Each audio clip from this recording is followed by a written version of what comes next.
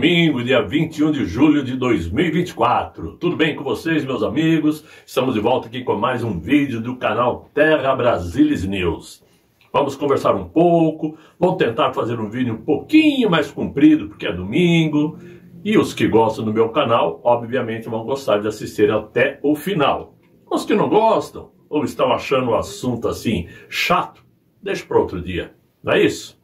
Eu quero começar dizendo o seguinte, que eu vou tentar levantar a moral de todos aqueles que estão desanimados. Aqueles que acreditam que não tem mais jeito, que já estão cansados de lutar em vão pelo nosso Brasil. Porque as perseguições são muitas, é muita injustiça e realmente o que não falta em nosso país é injustiça. Só que não podemos nos esquecer de uma coisa, meus amigos. Nós estamos aí conquistando também muitas vitórias diante de tanto descalabro político e ideológico no Brasil. Pode não parecer, mas ao contrário do que muitos esperavam, que a direita estava acabada agora e que eles conseguiram destruir a direita, os conservadores, não. Nós estamos vivos, né? Por quê? Porque, evidentemente, temos sempre que acreditar. Temos que crer e acreditar que existe um Todo-Poderoso que está ao nosso lado. Vocês já se perguntaram quantas vezes Deus já respondeu nossos questionamentos e solucionou nossas dúvidas sem que percebêssemos? Sim, porque temos que admitir que, sendo cristãos ou não, cristãos ou ateus, nossa vida do início ao fim é uma oração, é um diálogo com Deus, mesmo sem perceber. Muitos de nós temos no peito um vazio imenso que somente o Criador pode preencher, e sem deixar lacuna alguma. Há em nosso coração uma sede imensurável de felicidade, felicidade que não se pode conseguir a qualquer custo, né? Conseguimos quando procuramos Deus, que está em todos os lugares, pois sem Ele, toda e qualquer felicidade é muito temporária. Não é à toa nem por acaso que o homem moderno procura diminuir a grandeza de Deus a cada dia, para que ele caiba direitinho, de forma muito conveniente, nas dimensões do nosso coração. Ao invés de abrirmos nosso peito para que Deus possa entrar em toda a sua plenitude dentro de nós. Lembre-se que, cristãos ou não, é em Deus que confiamos nosso último apelo. Pensem nisto. Já imaginou aquele avião que está prestes a cair? A quem as pessoas apelam? Não? Mas, mudando de assunto, e diante disso tudo, podemos ver então que no Brasil existe sim uma esperança, que continua sendo a mesma esperança de que o mito um dia voltará. E podemos ver que a popularidade do nosso maior líder não diminui em nada e só aumenta a cada dia que passa.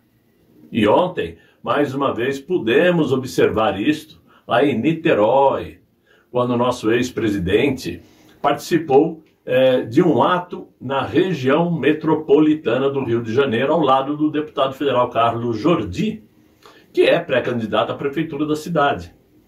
O público compareceu em massa, como sempre, e entoou o grito de "Volta Bolsonaro" para o ex-chefe do executivo, que também participou de uma carreata e desceu para cumprimentar o povo, como sempre faz, porque ele não tem medo de se misturar com a população. Ele não tem receio de entrar numa padaria, numa quitanda, de sentar numa praça. Esse medo ele não tem, porque ele sabe que sempre será muito bem aceito. Dito isto, podemos ver que se existem pessoas desanimadas nessa luta, temos também uma grande maioria de punhos cerrados gritando "lutem!". Assim como o estilo Donald Trump de ser, que, aliás, tem tudo para voltar a ocupar seu lugar na Casa Branca. E por falar nisto, por falar em pleitos lá nos Estados Unidos, Ontem foi anunciado que mais um pulou do barco. Mark Zuckerberg, dono do Meta, dono do Facebook, do Instagram, né? Do WhatsApp. Ele que se intrometeu demais na política, nos pleitos de 2020, quando Joe Biden ocupou, né, a presidência. Naquela época, Zuckerberg chegou a gastar 420 milhões de dólares em campanhas para influenciar votos a favor do Partido Democrata. Mas que agora, numa estranha reviravolta, disse em uma entrevista para o The New York Times que aquela tentativa de homicídio contra o candidato republicano Donald Trump, na semana passada, lá na Pensilvânia, o fez perceber o quanto o cara é durão. Disse ele, ver Donald Trump levantar-se depois de levar um tiro e erguer o punho no ar com uma bandeira americana nas costas e os punhos cerrados gritando lutem, é uma das coisas mais impactantes que já vi na minha vida, disse ele ao New York Times. Olha só, na mesma entrevista, ele disse que não tem planos de voltar a se envolver em eleições. Esse tipo de atitude eu conheço como um ato onde os ratos pulam do barco quando o barco está se afundando. Né? Essa é que é a verdade. E assim como ele, outros artistas de Hollywood também estão se afastando de Biden. Pois já sabem que, primeiro, ele não será o candidato. Isso já está definido. Só esperamos ver que dia ele vai anunciar isto. Né? E já não estão mais aceitando que Biden só se preocupou com pautas ideológicas e levou o país a uma situação econômica nunca vista nos Estados Unidos. Então, essa luta ideológica que os próprios artistas também adotaram nos últimos anos foi um barco furado, porque não deu em nada. Só fez alimentar as divisões, né? Ou seja, se todo mundo fala que aqui no Brasil existe aí uma divisão muito forte, lá também existe. E agora, é inútil imaginar que eles vão aceitar Kamala Harris como a possível candidata, que é o que está se aventando por enquanto. Eu ainda continuo achando que não será ela. Mas os artistas também estão vendo que com ela a coisa não vai mudar, só vai piorar. Será que vem a Kamala Harris? Vamos aguardar, né? Agora, enquanto isso aqui no nosso galinheiro, depois da esquerda sentir o golpe dos memes sobre Haddad taxador, a velha imprensa tenta esconder o que é muito mais grave nesse desgoverno. Como a batata está assando e tem tudo para torrar, o ministro da Fazenda, Haddad, declarou na última quinta-feira que o terceiro relatório bimestral de receitas e despesas de 2024 vai apresentar aí uma contenção de gastos de 15 bilhões de reais. Um valor que está bem abaixo do que esperava o mercado financeiro. Isso significa que o governo vai economizar apenas um trocadinho. É como se economizasse um gasto com uma banana dentro de toda a despesa do mercado. Né? Por quê? Porque o governo quer continuar gastando. Mas os dados de 8 instituições do mercado apontam que eles esperavam ao menos 40 bilhões somente nesse terceiro relatório de contenção de gastos. Com esse anúncio e mais as declarações absurdas do atual inquilino do Palácio do Planalto, o dólar voltou a subir e o mercado financeiro ficou estagnado. Com um gasto maior do que a arrecadação, aumenta os efeitos negativos de uma inflação mais alta no Brasil, uma taxa de juros mais alta e uma queda de produção, principalmente queda no emprego, o aumento de desemprego. É o que dizem os analistas consultados aí pela imprensa consorciada, até mesmo por, digamos assim, analistas que também fizeram o L. Com isto, o Brasil pode fechar 2024 com 80% do PIB brasileiro comprometido com dívidas obrigatórias. Por esse motivo, os memes do Taxa Haddad só fizeram aumentar, inclusive lá na Times Square. E, claro, virou um assunto mundial, as hashtags sobre o Taxa Haddad. E isso, quando o mundo fica sabendo, não tem mais como esconder, né? A musiquinha do relógio aqui que resolve tagarelar sozinho, né? Mas, como o lema desse governo é continuar gastando, né? Ou seja, o que sobra para eles, para equilibrar a balança? É aumentar os tributos dos brasileiros. Se ele gasta muito, ele tem que aumentar muito os tributos para arrecadar. Por quê? Porque o país não produz. As indústrias não estão produzindo.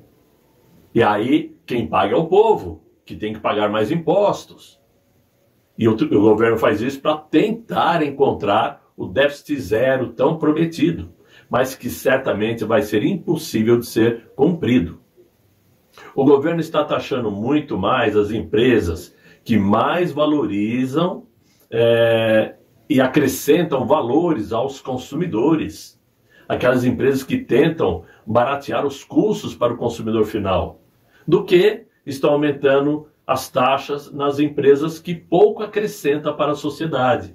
Isso significa dizer que fica beneficiando as empresas, digamos, amigas do governo. Duas empresas de mesmo faturamento e número igual de funcionários, né? Aquela que apresenta um valor maior para a sociedade deveria ser estimulada, é penalizada, enquanto aquela que menos acrescenta é beneficiada. Nessa nova reforma tributária, 6 impostos todos os impostos foram simplificados em 6, né? Ou seja, depois desses 6 impostos, em 2 únicos somente. Normalmente, as empresas fazem cerca de 3.000 pagamentos por mês, em média, para funcionários ou fornecedores. E agora vai ser reduzido em 4 pagamentos, o que gera uma confusão tamanha que ainda não consegue ser explicada por si só. Essa reforma ainda não consegue ser compreendida pelos melhores economistas do país. É uma tremenda confusão. E isso gera um desânimo total do mercado e, claro, é um absurdo por si só. Com todo esse movimento desgovernamental, que vamos vendo aí a cada momento, fica muito claro que o inquilino do Planalto quer realmente destruir a economia brasileira, recolhendo para si todos os louros financeiros da nação brasileira, de um país que por si só nem precisaria ser governado, a não ser para manter a ordem e os bons costumes que todos nós conservadores gostamos. Por quê? Porque nesse Brasil, tudo que se planta dá.